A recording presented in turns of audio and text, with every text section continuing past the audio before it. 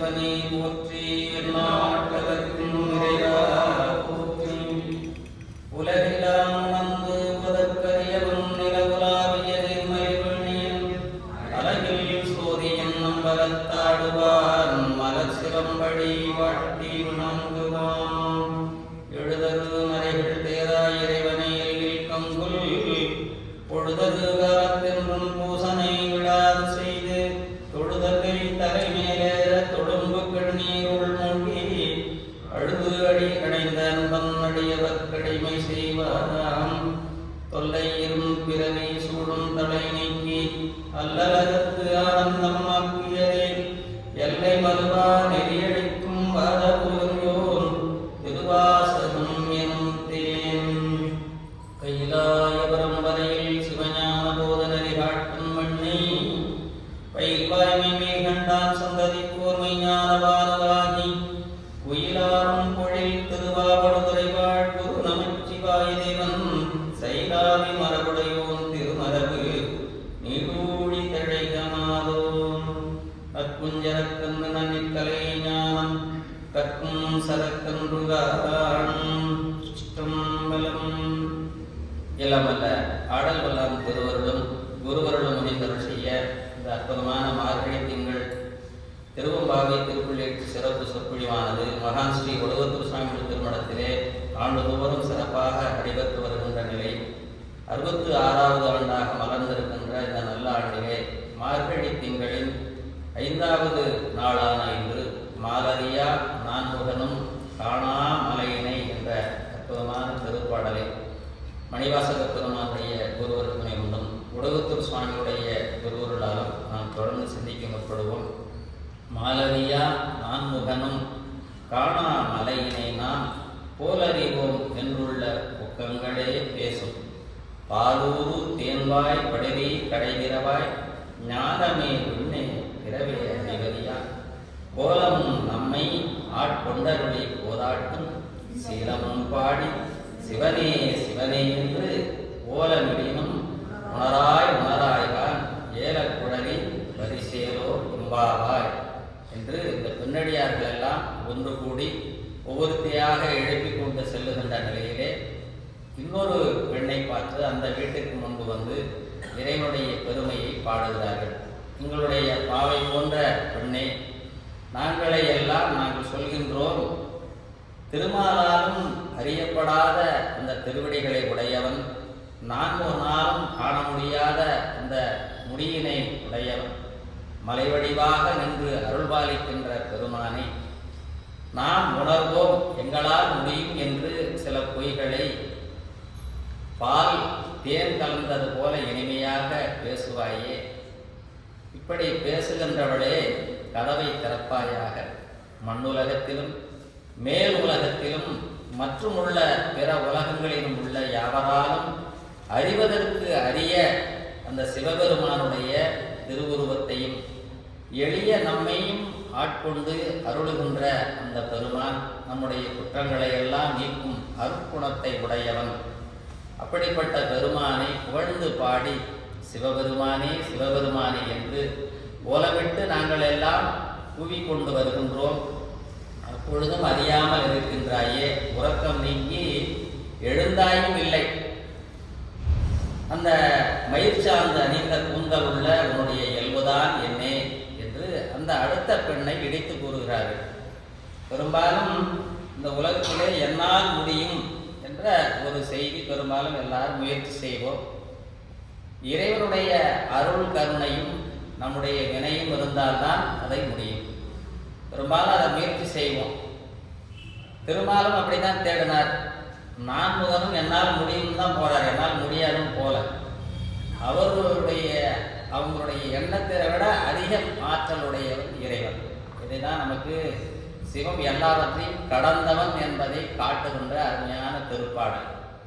இதுக்கு உதாரணமாக திருமாலையும் பிரம்மனையும் வைத்துக் கொண்டாலும் உலகத்தில் பெரும்பாலும் எல்லாரும் இந்த சிந்தனையை செய்வோம். நம்முடைய அப்துல் கலாம் ஐயா ஐ கேன் டூ இட் அப்படின்னு சொல்லுவாராம், என்னால் முடியும். அது என்ன நமக்கு ஒரு உற்சாகமும் நம்மால் முடியும் என்ற அந்த நமக்குரிய அந்த நிலையை இறைவனிடம் விண்ணப்பமாக வைக்கின்ற நிலை. என்னால் முடியும் என்றாலும் அது எத்தனை காலம் முடியும் அப்படின்னா இறைவன் அருள் இருக்கின்ற காலம் வரை அதனால் செய்ய முடியும். ஆனால் இந்த பெண்ணடியார்கள் என்ன கூறுகிறார்கள், இந்த பெண் முன்பேயே நானெல்லாம் இந்த பெரும்பாலும் அண்ணன் திருவண்ணாமலையை தரிசிக்காத தொண்டர்கள் இருக்க மாட்டாங்க. அண்ணாமலையை எல்லாரும் தரிசிப்பாங்க. நான் போகிறேன் அப்படின்னு நினைப்பாங்க. அண்ணாமலைக்கு நம்மால் அது அண்ணாமலை என்றே அதற்கு பெயர், நெருங்க முடியாதவன் என்ற பொருள். அந்த மலையை நம்மால் போய் வலம் வர முடியுமா? அவனுடைய அருள் இருந்தால் மட்டுமே முடியும். இப்போ திருவருளை முன்னிறுத்தி வாழ்தல் தான் உண்மையான வாழ்க்கை என்று ஒரு குறிப்பை காட்டுகின்றார். மாலரியா நான்முகனும் காணா மலையினை நாம் போல் அறிவோம். எனக்கு தெரியும், அண்ணாமலையார் எனக்கு தெரியாதா அப்படின்னு சொன்னால் கண்டிப்பாக தெரியாது. அவருடைய திருவிளையாடுகளை யாராலும் கணக்கிட முடியாது. அப்படி தெரிஞ்சிருந்தால் திருமாலே கண்டுபிடிச்சிருப்பார். இல்லை, நான் படைப்பு கடவுளான நான் முகனாலும் முடியாது. நம்மையும் படைக்கின்றவன் நான் இல்லையா? அந்த பிரம்மாவுக்கு என்ன வேலை? இந்த உடம்பை படைத்து கொடுக்கின்ற வேலை. அவராலும் அறிய முடியாதவரை நம்மால் அறிந்து கொள்ள முடியுமா அப்படின்னா நம்மால் முடியாது. ஆனால் பதி அருகில் இந்த பசுபாசம் நிலார். திருமூலர் இதற்கு பதில் சொல்லுகிறார். ஆன்மாவாருடைய முயற்சியால் சிவபெருமானை நெருங்க முடியாது. ஆனால் இறைவன் நினைத்தால் ஆன்மாவிடம் வந்துவிட முடியும். அப்போ ஆன்மாக்கிட்ட என்ன வேணும் அப்படின்னா அந்த அன்பும் பக்தியும். இது ரெண்டு இருந்தால் போதும். நீங்கள் போய் முயற்சி பண்ண வேண்டாம், அவரே வந்துடுவார். எனவே திருமால் நமக்கு 3 வகையான உயிர்கள். அதில் விஞ்ஞானகலர் ஒரு மலம் மட்டும் உடையவர்கள், பிரளயாகலர் 2 மலங்கள் உடையவர்கள், சகலர்கள் என்று நாம் 3 மலங்களை உடையவர்கள். இந்த சகலர்களிலே உயர்ந்த அந்த பக்தியும் அந்த தவமும் உடையவர் திருமால். எனவே இப்படிப்பட்ட திருமகளினுடைய கணவன் தன்முனைப்பாலும் செல்வ செருக்காலும் இறைவனை அடைய முடியாது என்பதுதான் குறிப்பு. திருமாலால் பார்க்க முடியவில்லை, ஆனால் காட்சி பிறகு கிடைக்கிறது. பிரம்மனுக்கும் அதேதான். முதலிலே தன்முனைப்பால் நான் கண்டுபிடித்து விடேன் என்ற நிலையில அவங்களால் பார்க்க முடியல. ஆனால் இறைவன் அந்த ஜோதி வடிவத்தை காட்டிய பொழுது அவர்களால் புரிந்து கொள்ள முடிந்தது. அப்ப தன்முனைப்பும் செருக்கும் அற்ற நிலையில்தான் இறைவனை தரிசிக்க முடியும். இந்த ஒரு குறிப்புக்காக தான் திருமாலையும் பிரம்மனையும் திருப்ப காட்டுறது. அவங்களை இகழ்ந்து பேசுவதற்காக அல்ல. அப்படி சில பேர் இகழ்ந்து பேசுவார்கள். அவர்களும் தவத்தில் சிறந்தவர்கள். திருவண்ணாமலையை 14,000 வருஷம் வலம் வந்திருக்காங்கன்னா, நம்ம ஒரு முறை திருவண்ணாமலைக்கு யாராவது போகிறோம்னாவே திருவண்ணாமலைக்கா போறீங்க சிவசிவா அப்படின்னு அவரை பெருமையாக பார்க்கிறோம். ஒரு முறை போய் கிரிவலம் வந்து விட்டால் பெருமையாக நினைக்கிறோம். அவங்க 14,000 வருடம் நாள்தோறும் சிவபூசை செய்து வந்தவர்கள். இப்போ அவங்க என்ன ஒரு குறிப்பு அப்படின்னா, அவர்கள் தன்முனைப்பு இருந்த பொழுது இறைவனை அறிய முடியவில்லை. நமக்கு ஒருவேளை அந்த மாதிரிலாம் இருந்ததுன்னா, என்கிட்ட நிறைய செல்வம் இருக்குது, அந்த தன்முனைப்போடு எந்த தொண்டை செய்ய முயற்சி செய்தாலும் அது பயனளிக்காது, அது வீணாக போகும். அது என்னைக்கு தன்முனைப்பு அருகிறதோ அன்னைக்கு தான் இறைவனுடைய திருவருளை அனுபவிக்க முடியும். இறைவன் யாருமே புரியும், பெருமானையே தெரியல. அப்போ நாம் என்னத்தை கும்பிடுறது? சும்மா ஒரு பாவித்தல் என்ற நிலையிலே நின்றுவிடுது. அப்போ இதை நிறைய பாடல்கள், நம்முடைய நால்வர் பெருமக்கள் நிறைய பாடல்கள் இந்த குறிப்பிற்கு திருமால் வழிபாடு செய்த தலங்கள் நிறைய உண்டு. என்னென்ன தலங்கள்? திருவேழிமலை, திருமால் பேரு. அவர் சிவன் கோயிலே ஒன்று கட்டினார், ராமேஸ்வரம் திருக்கோயிலை. அவர் தான் சிவலிங்க திருமேனி மூலவரே அவர் வைத்த பெருமான். இந்த சிவலிங்க திருமேனியை வைத்து வழிபாடு செய்த திருக்கோயில் ராமேஸ்வரம். இப்படிப்பட்ட அந்த எத்தனையோ தலங்களில் வழிபாடு செய்திருக்கிறார்கள். அதனால் அவங்கள போய் இகழ்ந்து பேச முடியுமா? அதனால் இகழ்ந்து பேசக்கூடாது.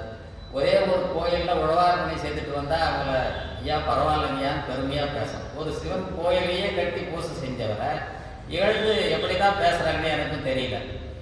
அப்போ உயர்ந்த தவமுடையவர், அப்படிப்பட்ட பெருமை உடையவர். அதை நம்முடைய மணிவாசக பெருமானும் நிறைய சொல்கிறார். அவர் எப்படிப்பட்ட அன்புடையவர் பெருமாள் மேல். இப்போ நாம் இப்போ ஒரு பூ எடுத்துகிட்டு வரோம், 4 ஒரு சாமிக்கு பூ வைக்கிறோம், 108 பூன்னு வச்சுக்கிங்களேன். ஒரு நாள் ஒரு பூ குறைஞ்சிருச்சு, நாம் என்ன நினைப்போம்? ஐயா தெரியாமல் பை மிஸ்டேக் எங்கேயோ விட்டுட்டோம் போல இருக்குது அப்படின்னு, இல்லைன்னா பெருமானே மன்னிச்சுக்க, இவ்வளோதானே முடியும். ஆனால் எவ்வளவு உரைப்பு இருந்தால் ஒரு மலர் குறைந்த உடனேயே தன்னுடைய கண்மலரை எடுத்து அதற்கு ஈடாக வைக்க முடியும்னா, இப்போ திருமால் எவ்வளவு தூரம் வழிபாடு, அவருடைய உயர்ந்த வழிபாடு. தினைக்கும் தாமரை மலர்கள் போய் விடிய காலையில் நீராடி அந்த குளங்கள்ல இருந்து மலர்களை, தாமரை மலர்களை பறித்து கொண்டு வந்து வழிபாடு செய்த சிறப்பு. நம்முடைய மணிவாசக பெருமானுடைய உதவியே அதை எடுத்துக்கலாம். அந்த பாட்டு 15வது தோல் நோக்கு 15ல் 10வது பாட்டு. அவ்வளவு சிவபூசையை அற்புதமாக பண்ணியவர் நம்முடைய திருமால். அதனால தான் அந்த சோதி உருவம் காட்டிய உடனேயே பிரம்மா பொய் சொன்னார், திருமால் ஒத்துக்கிட்டார். என்னால் உண்மையிலேயே பாதத்தை தொட முடியவில்லை அப்படின்னு ஒத்துக்கிட்டார். அவருக்கு பெருமாளுக்கு எப்படி கோயிலோ அதே மாதிரி அதை விட பெரிய பெரிய கோயில்கள்லாம் இருக்கு. அப்படி அவருக்கு வழிபாடு நடக்குது. பொய் சொன்னதுக்காக அவர் கோயிலே இல்லை. இதான் நம்ம பொய் சொன்னா உண்மையா இருப்பதற்கு இரண்டுக்கும் உள்ள அந்த சாட்சி. ஐயா பங்கைய மாயம் பங்கயம் ஆயிரம் பங்கயம்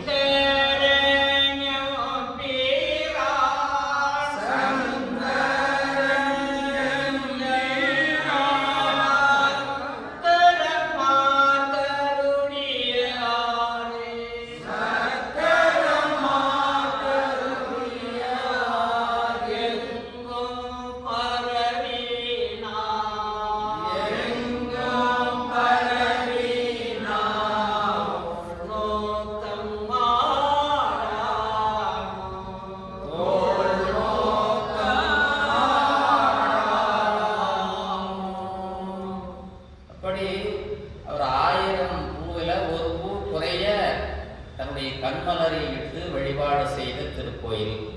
இப்போ பிரம்மனால் காண முடியாத நிலை, கல்விக்கு அதிபதியாக விளங்குகின்ற சரஸ்வதியினுடைய கணவன்.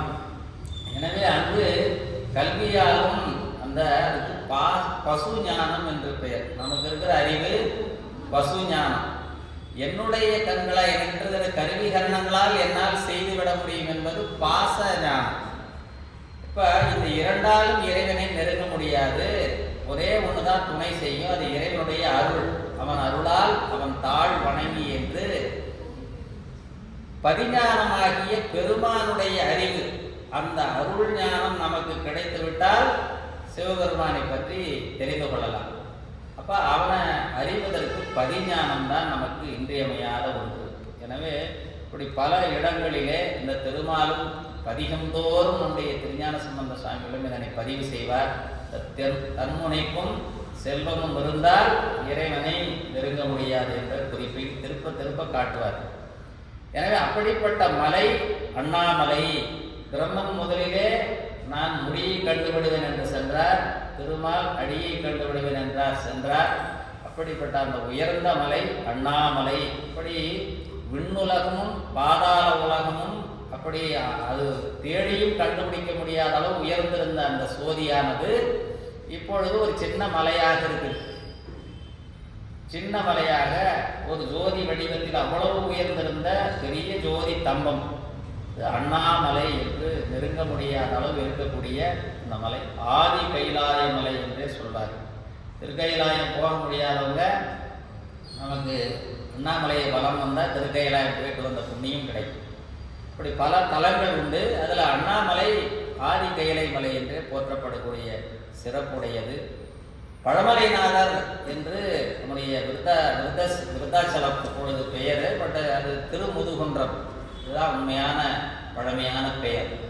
அங்கே இருக்கின்ற பெருமான் எல்லா பெருமானுக்கும் பழமையானவர். அதனால தான் பழமலைநாதர். இப்போ போனீங்கன்னா மலை இல்லை.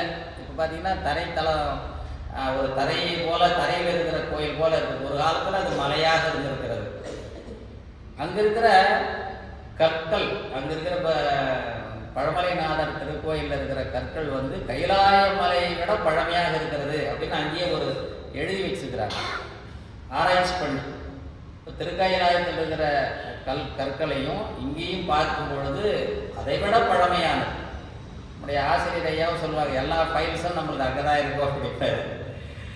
ஏன்னா அவர் தான் முதல் தோற்றிய பெருமான். எனவே அனைத்து உயிர்களுடைய அந்த கணக்கெல்லாம் அவர் வைத்திருப்பார் என்று குறிப்பிடுவார்.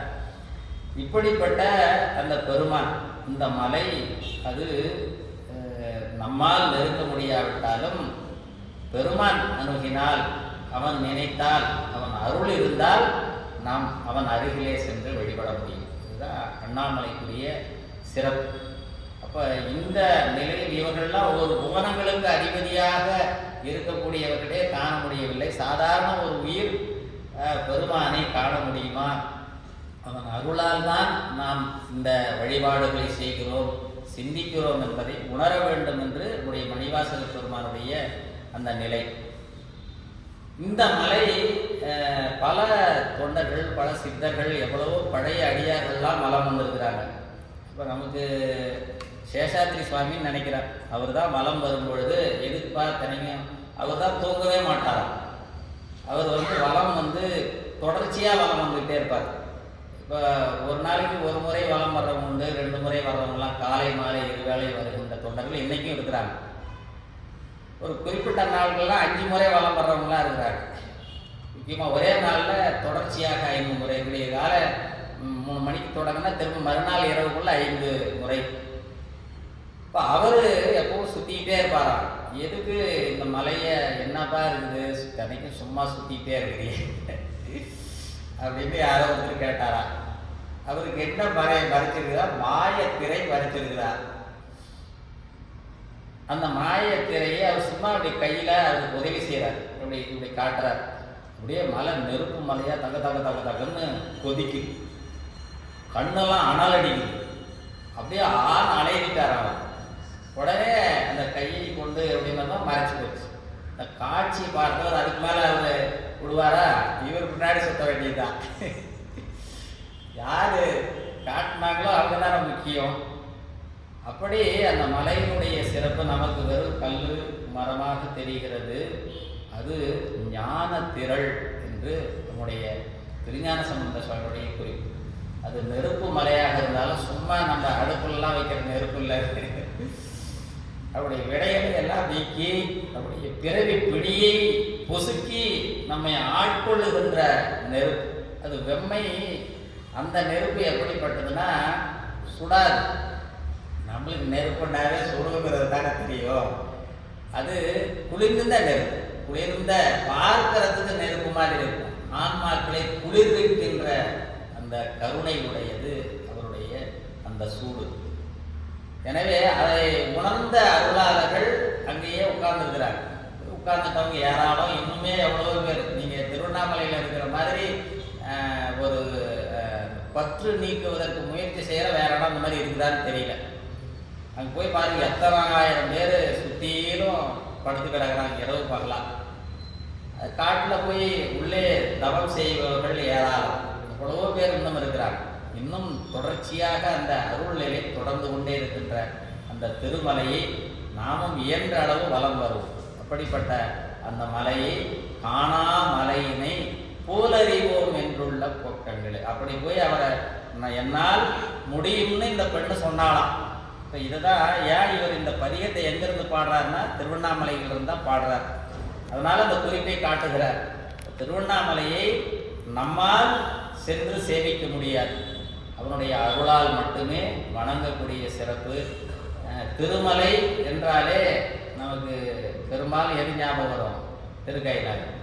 திருமலை சிறப்பு என்று பெரிய புராணத்தில் குறிப்பு கொடுப்பார்.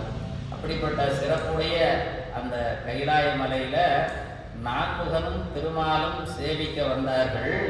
வந்த பொழுது நந்தியம் பெருமான் அவங்கள என்ன உங்களுக்கு அப்பாயின்மெண்ட்டை நேரம் ஒன்றும் வரல, இங்கே வெயிட் பண்ணுன்னு சொல்லிட்டாராம்.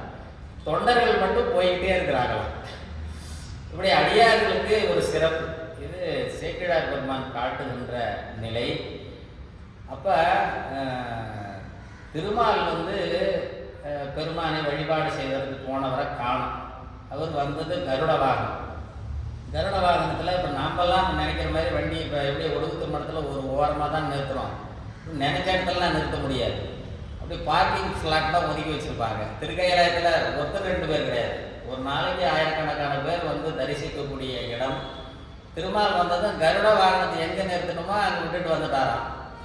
அப்படி வந்துட்ட பிறகு இவர் உள்ளே போனவர் வரல, ரொம்ப நேரம் ஆச்சு. இப்போ இந்த கருடனுக்கு சந்தேகம் போன ஆளை காணுமே அப்படின்னு சும்மா சரி வேடிக்கை பார்க்கலான்னு போய் திரும்பிச்சான். அங்கே பார்த்தா அந்த திருக்கைலாய அடிவாரத்தில் ஒரு வெள்ளை எலி, இப்படி ஒரு எலி அப்படியே அங்கே போய் தோண்டிக்கிட்டு இருக்குது, ஏதோ மலையை கீழே. இது நினச்சிதான் கருடன் நினைச்சாராம். ஒரு காலத்தில் அண்ணாமலையை நினச்சி பார்த்துதான், ஓ இது அன்னைக்கு அவர் இப்படிதானே தோன்றிக்கிட்டு போனார் பன்றி உருவெடுத்து, அதுபோல் இவர் நம்ம ஆள் தான் போல, நம்ம தலைவர் தான் அங்கே இருக்கிறாரு அப்படின்னு நினச்சிட்டு அவர் அந்த பார்க்கிங் ஸ்லாட்லேருந்து இறங்கி அது போயிடுச்சு. அங்கே போய் பக்கத்தில் நின்று பார்த்துட்டு இருக்குது, என்னதான் பண்ணிட்டு இருக்குது. திருமால் அங்கிருந்து பார்த்தவர் எங்கப்பா கருடனை காட்டுன்னு தேடாரா. இப்படி ஒரு காட்சி எவ்வளவு அருமையான ஒரு சுவைபட கூறுவார். அப்படி திருக்கைலாயம் இந்த உலகத்தில் உள்ள அனைத்து தலங்களும் ஒரு கொடின்னு வச்சுக்கிங்களேன். ஒரு கொடி இருக்குதுன்னா வளைஞ்சு மேலே உச்சியில் பூ பூத்துருக்கு. இப்போ அந்த கொடிகளில் இருக்கிற அனைத்து இலைகள் ஒவ்வொரு இலையாக இருக்கும் இல்லையா, அந்த இலையெல்லாம் எல்லா தலங்களும். இப்போ உச்சியில் இருக்கிற பூ திருக்கைலாயம்னு சொல்லுவார். அப்படி ஒரு உயர்வு நம்முடைய திருமலைக்கு. எனவே இப்படிப்பட்ட அந்த பெருமை உடையது நம்முடைய ஆதி கைலாய மலை என்ற அண்ணாமலை மிகவும் சிறப்புடையது. அப்படிப்பட்ட பெருமானை போலறிவோம் என்றுள்ள பொக்கங்களே பேசும். எனவே இப்படிப்பட்ட பெருமானை நம்மால் உணர்ந்து கொள்ள முடியுமானா யாரால் உணர்ந்து கொள்ள முடியும்? என்ன ஞான நிலையில் பக்குவமுடையவர்கள் இறைவனை உணர்ந்து கொள்ளலாம். ஏன்னா எதோட சேருமோ அதில் தான் சேரும், மாறி தண்ணியும் எண்ணெயும் சேராது. அதுபோல இறை அருள் மிக்கவர்கள் அவனை கண்டுகொள்ளலாம். எனவே ஞான திரளாய் நின்ற பெருமான். ஐயா பாருங்க, நம்ம பக்கம் குறிக்கல. நின்ற பெருமான், ஞான திரளாய் நின்ற பெருமான்,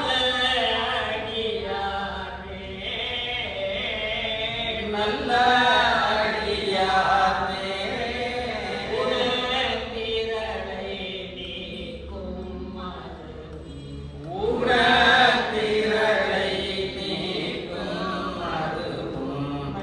பொருள் போலும்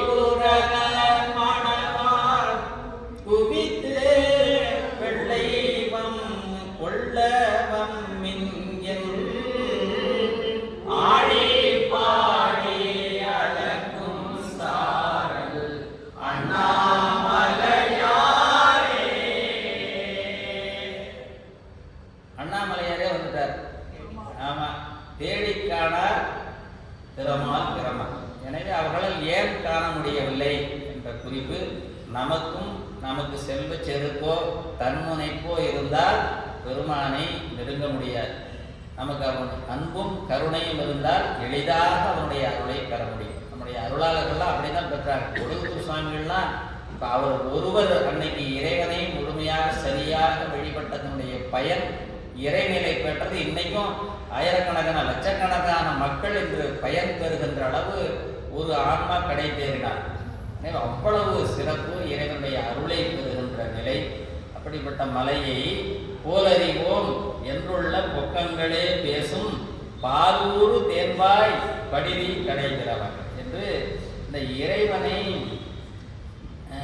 புகழ்ந்து பேசுதல் எப்படியெல்லாம் என்னால் முடியும். நான் இந்த கோயிலில் விளக்கேற்றிருக்கிறேன், அந்த கோயிலுக்கு போயிருக்கிறேன். நான் எத்தனை முறை அண்ணாமலை மலம் வந்திருக்கிறேன், கொடுகுத்தூர் மலமா எனக்கு தெரியாதா, இப்படியெல்லாம் சொல்லுவாங்க. அதெல்லாம் இப்போ இடிக்க இடிக்க பேசுறதுக்கு இனிக்கும். பெருமானுக்கு தான் நினைப்பார், என்னடா பேசிக்கிட்டு இருக்கிற அப்படின்னு. அது ஒரு முறை வந்தா என்ன, 1000 முறை வந்தா என்ன, உள்ளுக்கு இருந்ததா இல்லையா? உள்ளே அன்பு ததும்பி இறைவனை போற்றுதல் வேண்டும். அந்த இப்படி இறை உண்மையாகவே இனிக்க வேண்டும். இந்த பாலூரு தேன்பாய் படிதி கடைகிறவா என்று அந்த பெண்ணை இப்படியெல்லாம் பொய் சொல்றவளே அப்படின்னு, அப்போ பொய் சொல்லுவிட்டியா, எந்திரிச்சு வந்த கதவை முதல்ல தர அப்படின்னா அந்த பெண்ணை குற்றமுள்ளவரே படிதி என்பது குற்றம். எனவே குற்றமுடையவளே சும்மா எப்போ பார்த்தாலும் நான் பெருமானுடைய தொண்டர், நான் இப்படி பண்ணிடுவேன் அப்படி பண்ணிடுன்னு சொல்றதை விட்டுட்டு முதல்ல வந்து கதவை தர அப்படின்னு இந்த சொல்வது போல இடித்து கூறுதல். இப்படி ஒரு இந்த செம்பொருள் கண்டார் வாய்ச்சொல் என்று நம்முடைய திருவள்ளுவர் தேவநாயனார் சொல்வது போல இந்த இனியவை கூறுதல். இந்த சொற்கள் உண்மையாகவே இனிமையாக தான் பேசணும். அது உள்ளே இருப்பது வெளியே வரணும். அது பொய் சொல்லாத மாதிரி இனிக்கிற மாதிரி அவர் வாயில தான் சொல்லுவாருங்க, செய்ய மாட்டார். நிறைய பேர் பார்க்கலாம் இல்லையா, அவர் சும்மா சொல்லுவார், நீங்கள் நம்பாருங்க. அப்படிதான் எனக்கு ஒருத்தரை சொல்லிட்டு இருந்தார். அப்படியாங்கய்யா அப்படின்னா, அவர் பக்கத்தில் என் ஃப்ரெண்ட் நண்பர் இருந்தார். ஐயா சும்மா சொல்கிறாரு, என்ன சும்மா சொல்கிறாரு, நிஜம்தே நம்பிக்கிட்டு இருக்கிறேன், நீங்கள் அப்படிதான் நம்புவீங்க, நீங்கள் கவலைப்படாதீங்க, அப்படியே இருந்து நீங்கள் மாற வேணாம் அப்படின்றாரு. அதனால் இந்த சொல்லுதல் என்பது, சொல்லுதல் யாருக்கும் எளியவன் அரியவாம் சொல்லிய வண்ணம் செயல். சொல்லும் செயலும் யாருக்கு ஒன்றாக இருக்குதோ அவங்க தான் நிறைந்த மனம் உடையது. இதை பார்த்து தான் நம்ம பழகி கொள்ள வேண்டும். இப்போ இந்த அறம் என்பது அந்த இறைவனுடைய அருள் நிலை. எனவே அந்த அறத்தின் வழி வாழ்தல், அறம் செய்தல். அறம் செய்ய நம்ம பாட்டி என்ன சொல்லிச்சுன்னா, அறம் செய்யுங்கன்னு சொல்லலை, அறம் செய்ய விருப்பம் முதல்ல வர வேண்டும். எதுவாக இருந்தாலும் விருப்பம் இருந்தால் செய்தால் மட்டுமே அது பயனளிக்கும். அதனால தான் இறைவன் விருப்பம் இல்லாமல் ஒரு ஆன்மாவுக்கு எதையுமே கொடுக்கறதில்லை.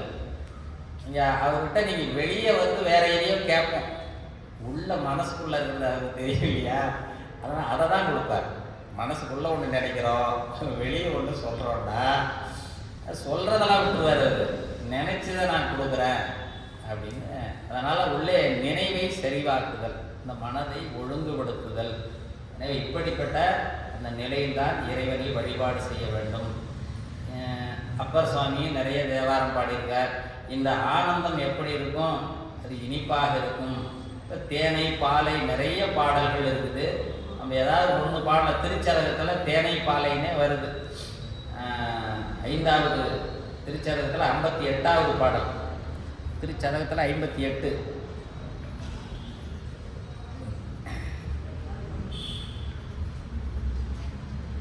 பாடுங்க. 5வது பதியத்தில் 58வது பாடல்.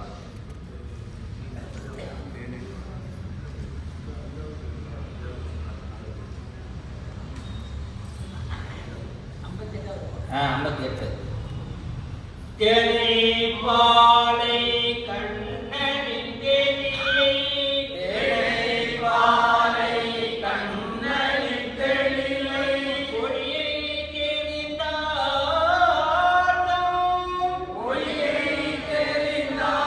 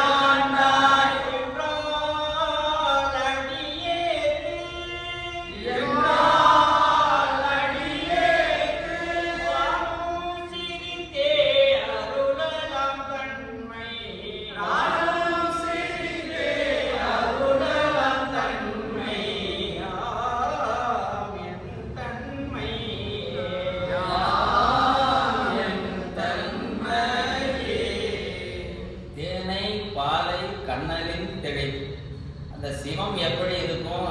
அது ரொம்ப இனிப்பாக இருக்கும். இப்படிப்பட்ட பெருமானை பாலூர் தேன்வாய் வாயில தேன் ஒழுக பேசினியே, அப்படிதான் சொல்லுவோம்.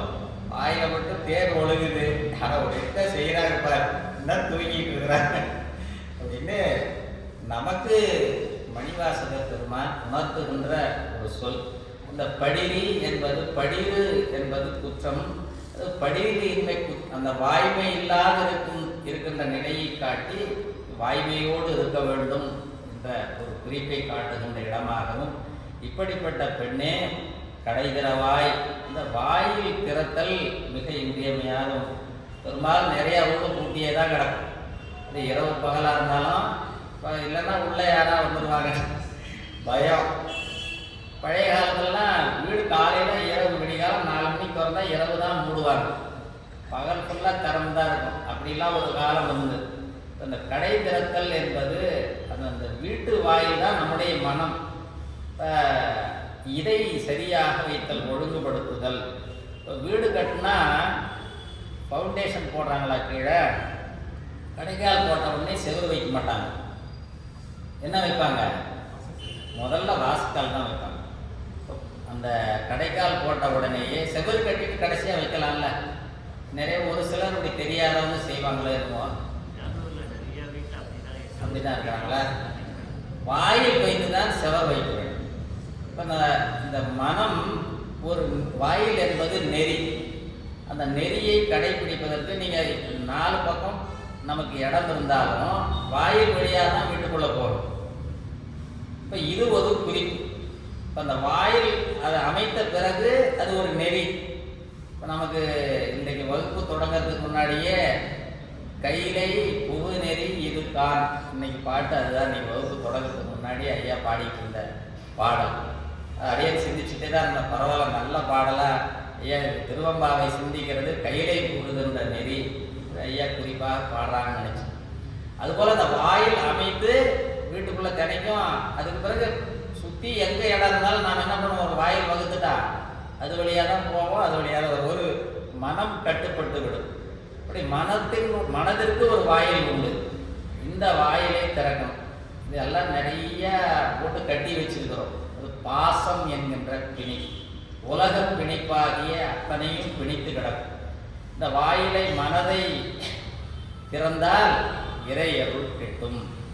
எனவே நம்முடைய அப்பர் சுவாமியுடைய திருவடிகளை குறித்து அவர் தான் திருமறை காட்டில் நாமெல்லாம் சென்று வழிபடுவதற்கு பூட்டி கிடந்த கதவை திறந்தவர் நம்முடைய திருநாவுக்கரசு சுவாமிகள்.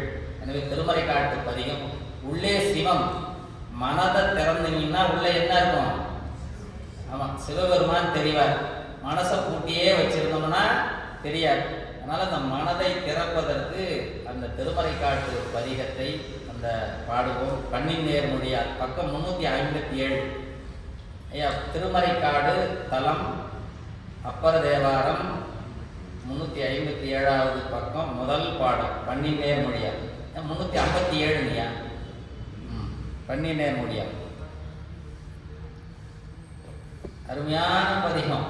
இப்போ இது நாள்தோறும் கோயிலில் நம்ம வீட்டு வாசல் திறக்கும்போது பாடலாம், பூஜை ரூம் கதவு திறக்கிறதுக்கு பாடிக்கலாம், இல்லை சிவபூஜை பெட்டியை திறப்பதற்கு பாடலாம். அந்த பாட்டை பாடி திறக்கலாம். இது ஒரு அருமையான பாடம்.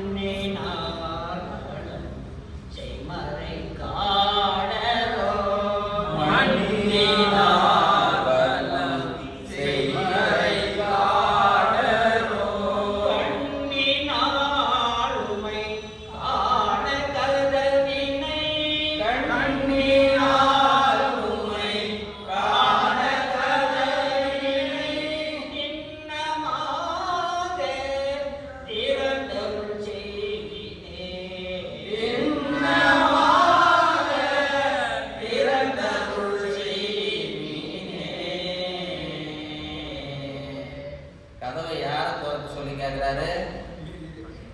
நம்மளால் திறக்க முடியாதுன்னு தெரிஞ்சுக்கிட்டோம். கதவை திறக்கிற திறக்கணும்னா நாம் திறக்கவில்லை, இறைவன் திறக்க வைக்கின்றான். இதுதான். இப்போ நான் திறந்துடணும்னு போய் பூட்டில் சாய் போட்டு முயற்சிலாம் பண்ணல. நாமளாக இருந்தால் அதான் செய்வோம்.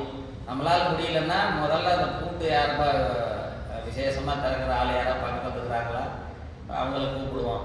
இல்லைன்னா இருக்கவே இருக்கு சுற்றி அவர் சுற்றி எடுத்துக்காக ஒரே போடு. அவங்களாம் அதெல்லாம் செய்யலை. பெருமானை பாட்டு பாடினா கதவு தானாக திறந்தது. இதுதான் நாம் செய்ய வேண்டிய ஒன்று. வாழ்க்கையில் அனைத்தும் இறைவனுடைய செயலாக பாவித்து அவனுடைய அருள் துணை கொண்டால் போதும், அனைத்து செயல்களும் சிறப்பாக நடக்கும். அந்த ஒன்றை விட்டுட்டு நான் எல்லாத்தையும் செய்வேன்னு போனோம்னா எல்லாத்துலேயும் அங்கங்கே முடிவு நிற்கும்.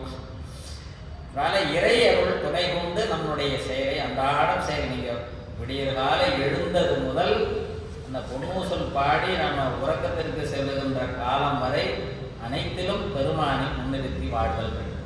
இப்போ அந்த கதவை திறப்பது இறைவனுடைய அருள் செயல். அப்படிதான் திறந்தது அந்த கதவு. இப்படிப்பட்ட அந்த சிறப்பு, இப்படிப்பட்ட அந்த பெண்ணை படிதி கடை திறவாய் வந்து கதவை தான் திறவ ஞாலமே விண்ணே பிறவே அறிவறியா. நாமெல்லாம் பாடிட்டு போகிறோமே, அந்த பெருமான் எப்படிப்பட்டவன். அவன் இந்த உலகத்தால் விண்ணுலகத்தவர்களும் மண்ணுலகத்தாலும் எல்லாராலையும் காண முடியாத அந்த பெருமான். அப்படிப்பட்ட பெருமானை நம்மால் அறிந்த முடியுமா? நாம் எப்படி போய் தெரிந்து கொள்வது? அவ்வளவு பெரிய பெருமானை நாங்கள்லாம் பாடிட்டு வரோம், நீ என்ன தூங்கிட்டு இருக்கிறியே? இந்த இறைவனுடைய பெருமை சொல்லுதல். எப்படிப்பட்ட மலை? உயர்ந்த மலை. அப்படிப்பட்ட அண்ணாமலையை நாங்கள் பாடிக்கொண்டு வருகிறோம். அவர் எப்படிப்பட்ட பெருமான்? ஞாலமே விண்ணே பிறவே அறிவறியா. அப்படிப்பட்ட உயர்ந்திருக்கக்கூடிய பெருமானை நாங்கள் எல்லாம் பாடிக்கொண்டு வருகிறோம். இன்னும் உறங்கிக் கொண்டிருக்கிறாயே. அந்த திருமாலும் காண முடியாத அந்த கருத்தினை நம்முடைய அப்பர் சுவாமிகள் ஒரு பாடலில் சொல்லுவார். லிங்க ஆமாம் ஆமாம் செங்கனாலும் பெருமலும் காணா. அது பக்கம் வந்து லிங்க புராண திருக்குறுந்தொகையில் ஏன் திருமாலும் காண முடியல அப்படிங்கிறதுக்கு ஐயா 505 2 பேர் முயற்சி செய்கிறாங்க. யாரா? அவரை பார்க்கறதுக்கு முயற்சி செய்யும் பொழுது அவங்க என்ன செய்யலையும் 4வது பாட்டு நிறைய பாட்டு இருக்குதுன்னு வச்சிங்களேன். அதில் சரி 2வது பாட்டு கூட சிந்திக்கலாம். 2வது பாட்டு கொஞ்சம் எளிமையாக, 2, 4 ரொம்ப நல்லா ஈஸியாக புரியும். அலரும் நீரும் கொண்டு ஆட்டி தெளிந்தல. அவங்க பூ போட்டு கும்பிடல, தண்ணி ஊற்றல, ஆனால் தேடிட்டு இருக்கிறாங்க. ஒரு குறிப்பு காட்டுறாரு. நீங்கள் சிவபூசையே பண்ணலை, நீங்கள் சிவபெருமானை கண்டுபிடிச்சிடலான்னு முயற்சி பண்ணீங்கன்னா எப்படிப்பா காண முடியும்? எனவே அவருக்கு அலரும் நீரும் கொண்டு ஆட்டி தெளிந்தல, தெளிவு இல்லை. இப்போ தெளிந்திருந்தா என்ன பண்ணலாம்? உட்கார்ந்த இடத்துல சிவபெருமானை கூப்பிடலாம் இல்லையா? தேடிட்டு இருக்கிறாங்க. அப்புறம் திலகம் மண்டலம் தீட்டி திரிந்தில, திருநீறு வச்சுக்கல அப்படியெல்லாம் சொல்றார். உலகமூர்த்தி ஒளி நிற வண்ணனை செலவு காணலுற்றார் என்று இருவரே. அப்புறம் 4வது பாடல்ல நெய்யும் பாலும் கொண்டாட்டி நினைந்தில பொய்யும் பொக்கமும் போக்கி புகழ்ந்தில. பொய் பேசுறாங்க. என்னது? நான் கண்டுபிடிச்சிருவேன், நான் பிடிச்சிருவேன், என்னால் முடியும் அப்படின்னு பொய். பொய்யும் பொக்கமும் போக்கி புகழ்ந்தில ஐயன் வெய்ய அழல் நிற வண்ணனை மெய்யை காணலுற்றாரங்கு இருவரே. இதில் ஒரு குறிப்பு காட்டார். பேசுறது பொய், ஆனால் இவங்க பார்க்க முயற்சிறது மெய்யை. இது ஒரு குறிப்பு. பொய் இருந்தால் இறைவனை காண முடியாது. இதுதான் நாம தெரிந்து கொள்ள வேண்டிய குறிப்பு. இப்போ மெய் இருந்தால் நாமும் மெய்மையுடையவர்களாக இருந்தால் அந்த மெய்ப்பொருளை காணலாம். இப்போ இதன் அப்பர் சுவாமி காட்டு ஏன் 2 பேரால கண்டுபிடிக்க முடியல? இப்போ நாமெல்லாம் அப்படி நினச்சிட்டு இருக்கோம், திருமாலை மறுபடியோ குறைய சொல்லி நினைப்பாங்க. நமக்கு இருக்கிற குணங்கள் அந்த குணம் இருந்தால் இறைவனை அடைய முடியாது என்ற குறிப்பு. அப்படி செங்கனானும் பிரமனும் தம்முளே எங்கும் தேடி திரிந்தவர் காண்கிறார், இங்குற்றுனே என்று லிங்கத்தே தோன்றினார் பொங்கு செஞ்சடை புண்ணியவர். இப்போ கடைசியா வந்தது யாருடா? அவரே தான் வந்தார்.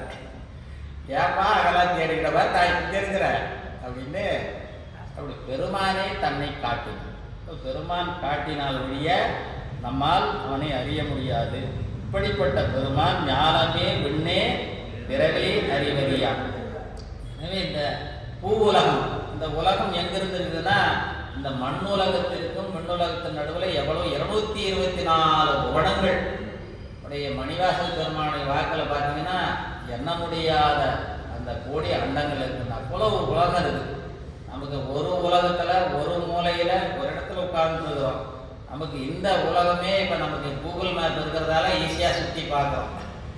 அது மட்டும் இல்லைன்னா கனவு தான் காணணும் இந்தந்த ஊர் எந்த பக்கம் இருக்குதுன்னு. இன்னைக்கு விஞ்ஞான உலகத்தில் உலக முழுமையும் சென்று வரும்படி ஒரு இடத்துல உட்கார்ந்த இடத்துல அனைத்தையும் காணும்படி ஒரு சிறப்பு.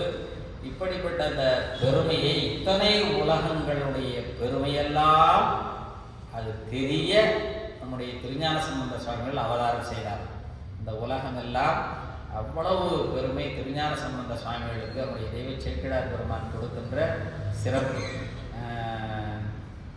பெரிய புராணத்தில் திருஞான சம்பந்த புராணம் 24வது பாடல், திசை அனைத்தும் பெருமையெல்லாம் தென் திசையே வென்றேற. திருஞான சம்பந்த இதில் பாட்டு 24வது பாடலுங்க. 24 பக்கம் 229.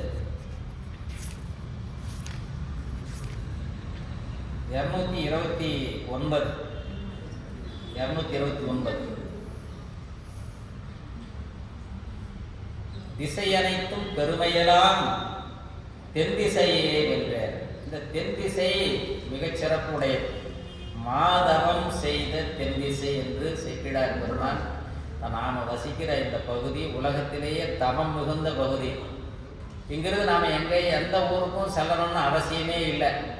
போயிட்டு வந்துடணும். ஆனால் போகிற மாதிரி உங்களுக்கு விருப்பம் இருந்தால் போயிட்டு வந்துடணும்.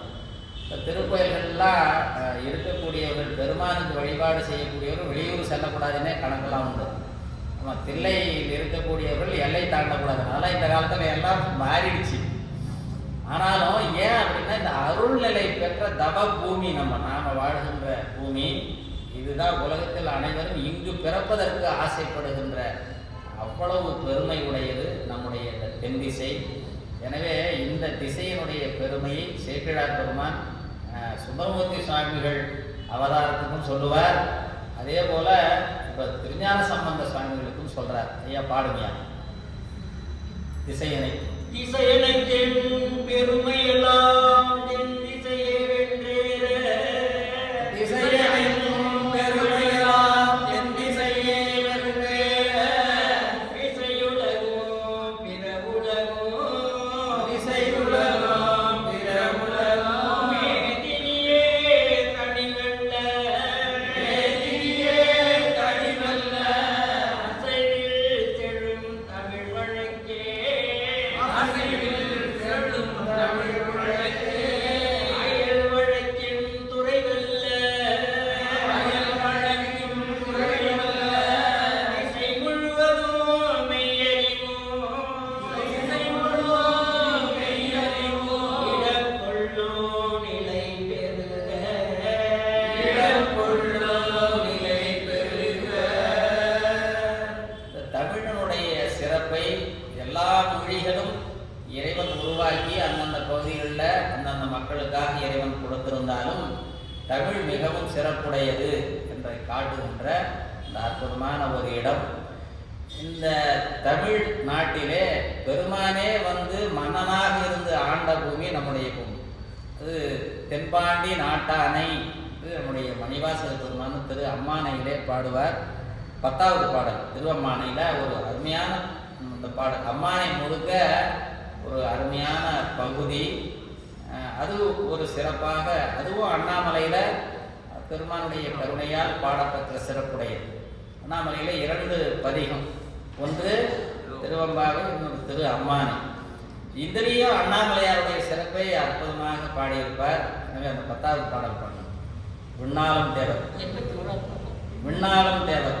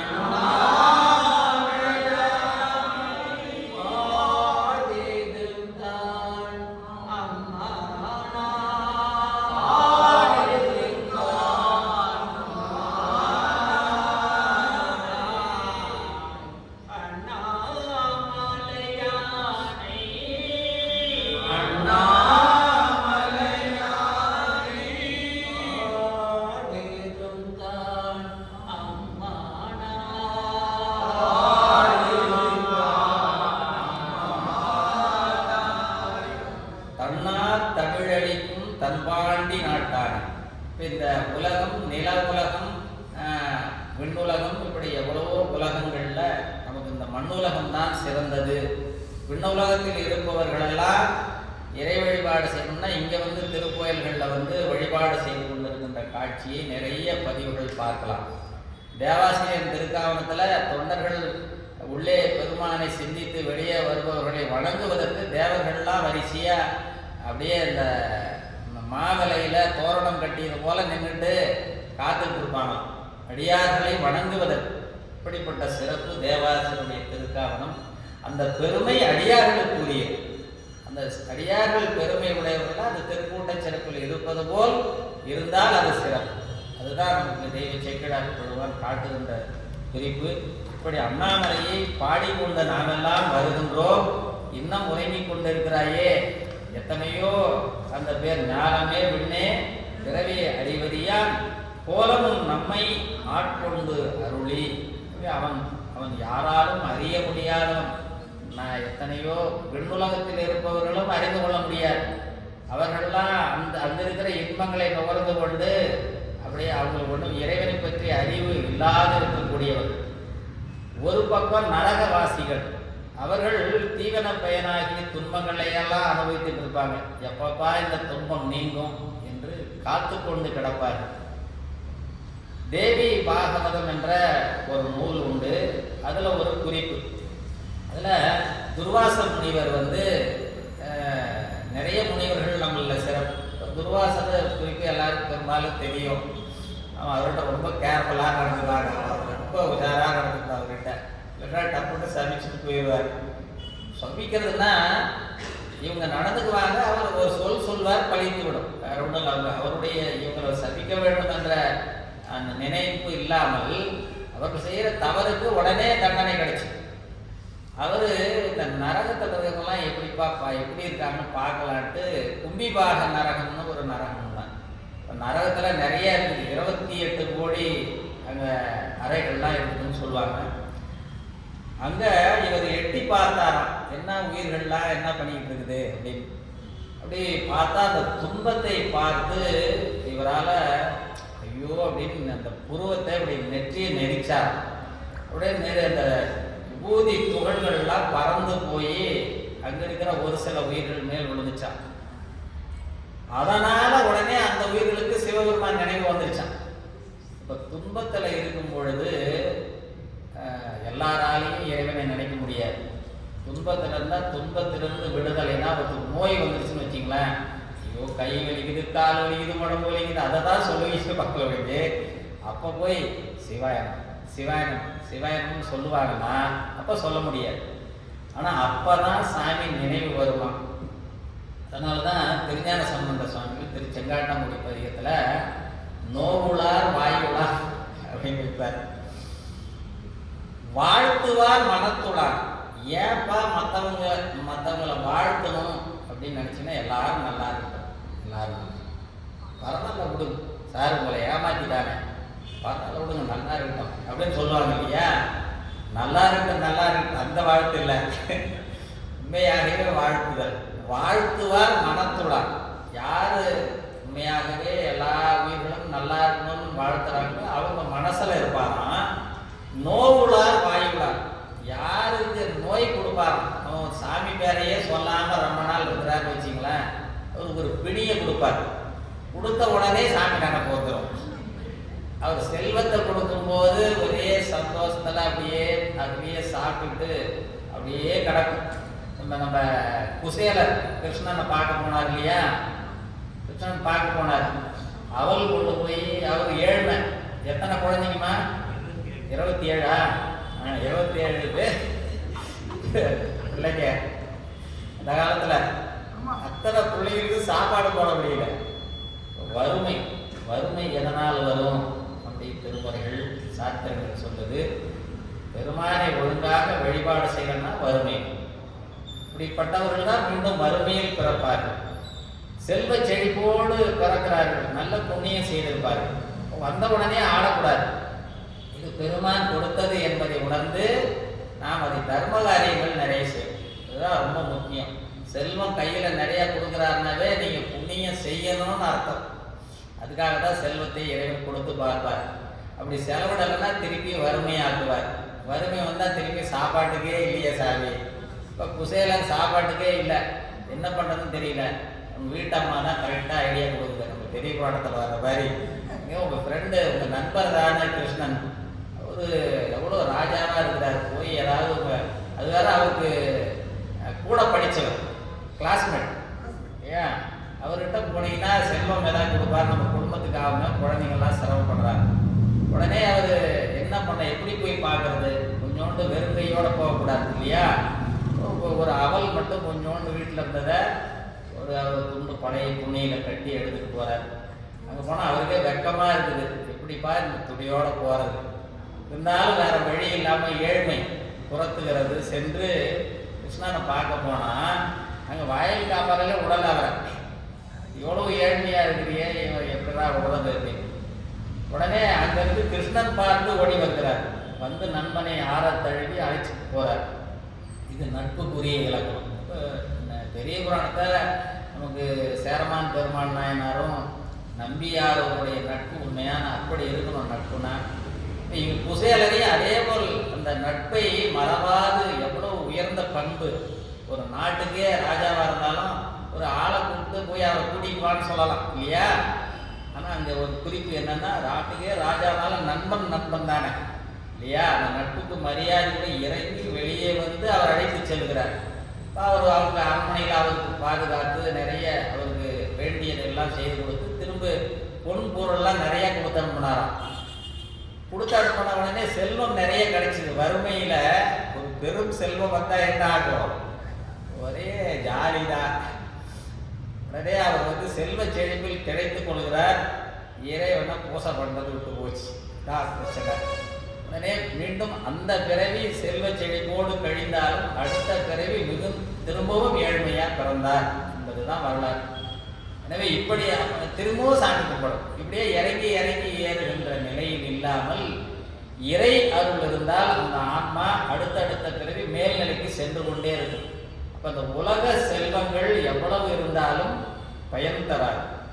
அருள் செல்வம் தான் செல்வம். நாம் பெற வேண்டிய செல்வம் அருள் செல்வம். அருள் செல்வம் இருந்தால் உலகியல் செல்வம் தானாக வந்துவிடும். எனவே இப்படிப்பட்ட அந்த அந்த நம்ம ஒரு திருவாச முனிவர் ஒரே ஒரு விபூதி துளி ஒரு ஆன்மாவுக்கு பட்டாவே இறை நினைவு வருகிறதுனா எவ்வளவு அந்த பெருமை உடையது திருநீர். திருநீருக்கு தனி பதிகம் நம்முடைய திருஞான சம்பந்த சொன்ன திருநீரினுடைய பெருமை அவ்வளவு சிறப்பு. ஒரு பதிகம் முழுக்க பாடினார். ஒரு பூன் பாண்டியனுக்கு முதுகு திரும்பவும் நிமிர்ந்தது. பூன் பாண்டியன் நின்றசை நெடுமாறனாக ஆக்கியது இந்த திருநீர் பூசி பதிகம் பாடிய சிறப்பு. திருஞான சம்பந்த சுவாமி கையால் பூசிக்கொண்டது. அப்படிப்பட்ட ஞான குரு நமக்கு வேண்டும். உயர்ந்த நிலையில் இருந்தால்தான் அதெல்லாம் பலிக்கும். அப்படிப்பட்ட பெருமானை ஞானமே விண்ணே பிறவே அறிவறியால் கோலமும் நம்மை ஆட்கொண்டு அருளி போதாட்டு. இந்த போதாட்டுதல் என்பது குற்றம். குற்றம் நீங்கி இறைவன் நம்மை ஆட்கொள்ளுதல். ஆன்மாக்கள் பெரும்பாலும் குற்றம் உடையதுதான். இந்த குற்றங்களை களைந்து அந்த இறைநிலை பெற வேண்டும். அந்த கோலம் இறைவன் எப்படியெல்லாம் வருகிறார்? பல கோலங்களில் வருகிறார். இப்போ ஒவ்வொரு நாயன்மாருக்கும் ஒவ்வொரு கோலம். அப்போ 3 நிலைகள் அவருக்கு. ஒன்று அருவ நிலை, அப்புறம் அருவுருவம், உருவம். 3 வகையான நிலை. இப்போ நமக்கு இங்கே அம்பலவான பெருமான் உருவ திருமேனியாக இருந்தாலும் அது 5 எழுத்து வடிவம், பஞ்சாக்கர வடிவம் அம்பலவான பெருமானுடைய வடிவம். அப்படி அந்த அருவம் நம்மால் காண முடியாது. அருவுருவ திருமேனி நம்ம கோயில்களில் சிவலிங்க வடிவத்தில் வைத்து வழிபாடு செய்யணும். இப்படிப்பட்ட வருகின்ற பெருமான் பல இடங்கள்ல நம்முடைய அருளாளர்கள் அவருடைய கோலத்தை போற்றுவார்கள். அது மணிவாசக பெருமானுக்கு ரொம்ப பிடித்த இடம். அது தோலும் துகிலும். நமக்கு திருக்கோத்துமையில் 18வது பாடல். அந்த கோலம் பெரும்பாலும் பெருமானை உயர்த்தி தனியாக அவன் ஒருவன் என்று பார்ப்போம். மாணிக்கவாசக சுவாமிகள் தான் ஏன் அம்பாளையும் சேர்த்து பாடுவார். பெருமானுடைய அருள் வடிவம் அது. அவர் வேற அம்பாள் வேற இல்லையா, ரெண்டும் ஒன்றுதான் என்ற குறிப்பை உண்ணாமலை உமையாளோடும் உடனாகிய ஒருவன் தான். தனித்தனியா பார்க்கக்கூடாது. அம்பாள் வேறு இல்லை, சிவன் வேறு. உண்ணாமலை உமையாளுடன் உடனாகிய ஒருவன், 2 பேரா பார்க்கக்கூடாது. இது ரொம்ப ஒரு புரிந்து கொள்ள வேண்டிய இடம். அதுபோல தோலும் துகிலும் அப்படிதான் கொடுத்துருப்பார் மாணிக்கவாசகர் சுவாமிகள். ஒரு சிலர் என்ன பண்ணுவாங்க, உண்ணாமலைன்னா உண்ணாமலை மட்டும் பிடிச்சிட்டு இருப்பாங்க. நான் அம்பாள்லாம் கும்பிட மாட்டேன், அண்ணாமலையார் மட்டும் போதும்பாங்க. இதெல்லாம் அறியாமை. அது 2ம் ஒன்றுதான், ஒன்றில் ஒன்று கலந்தது. வடிவேலு தீசோலம் பதிகம் படிச்சிங்கன்னா அதனுடைய அந்த பொருள் புரியும். மாணிக்கவாசகர் சுவாமிகள் திருக்கோத்துமையில் தோலும் துகில் 18வது பாடல் பாடுங்க. தோடும் துகிலும் தோலும் துகிலும் சுருள் தோடும் உழையும் சுருள் தோடும் பால்வெள்ளை நீரும் பால்வெள்ளை நீரும் சாந்தும் பைகிரியும் பசுஞ்சாந்தும் பைகிரியும் சோழ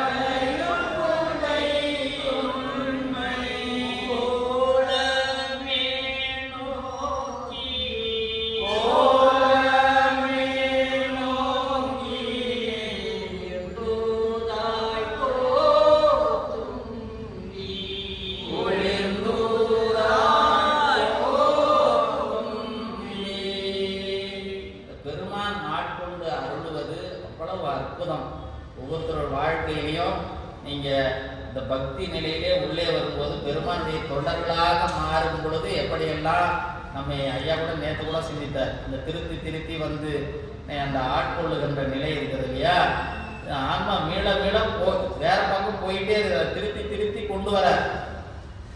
அப்படிப்பட்ட பெருமான் நம்மை ஆட்கொண்டு அருளில் போதாட்டும் சீலமும் பாடி அவனுடைய அந்த அருள் நிலை.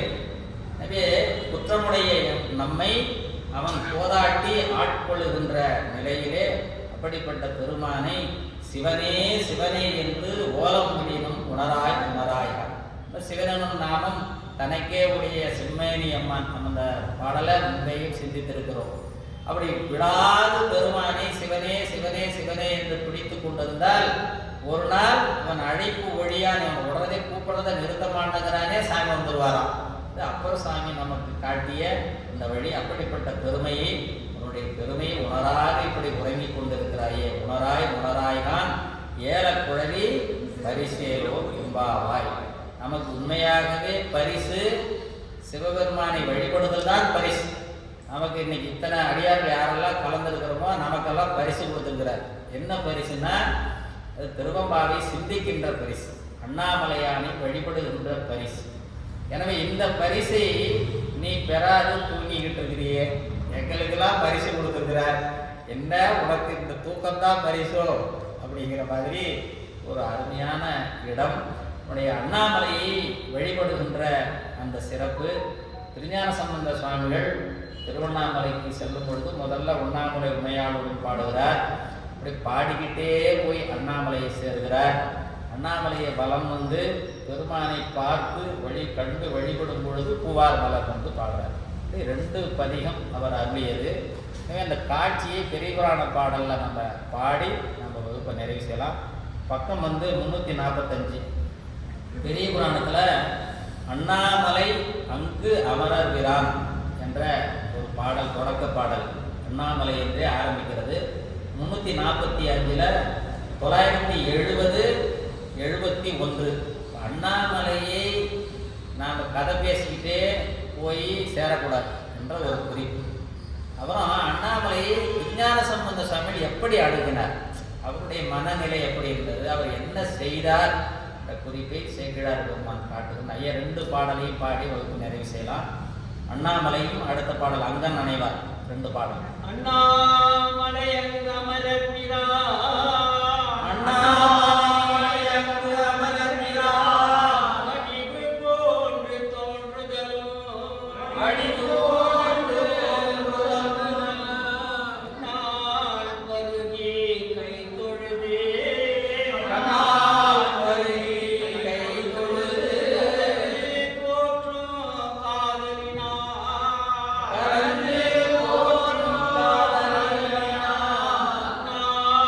நாமுடையார் எனும் பதிகமா அண்ணாமலையார் எனும் பதிகம் ஆடி தொண்டருடன் போந்தே ஆடி தொண்டருடன் போந்து நீ முடியார் திருவண்ணாமலை எண்ணி முடியாத திருவண்ணாமலை சேருற்றார். சென்று சேருற்றார். அங்கண் அணைவார் பணிந்தெழுந்து அங்கண் அணைவார் பணிந்தெழுந்து போற்றிசைக்கும் மலை மீதே போற்றி செய்த மலை மீது திருப்பில் வீற்றிருந்தார். தங்கிருப்பில் வீற்றிருந்தார். தாமரைகள் தம்முடிமே தாழ்வாமைகள் நம்முடிமே ஓமாக தொடுப்புணர்ந்து ஓங்கும் ஆலயம் கொடுமையுடைய உலகம் மலர்ந்த திருமேனி உலகம் மலர்ந்த திருமேனி எங்குமாகி கண்மொழியும் எங்குமானி கண் பொழியும் வேர்வி பெருக்கினார். இன்ப அருளி பெருகினார். இறை வழிபாடு செய்யும் பொழுது வேறு கவனம் இல்லாமல் பெருமானை ஒரு மனதோடு வழிபட்டு இப்படி வழிபடணும்.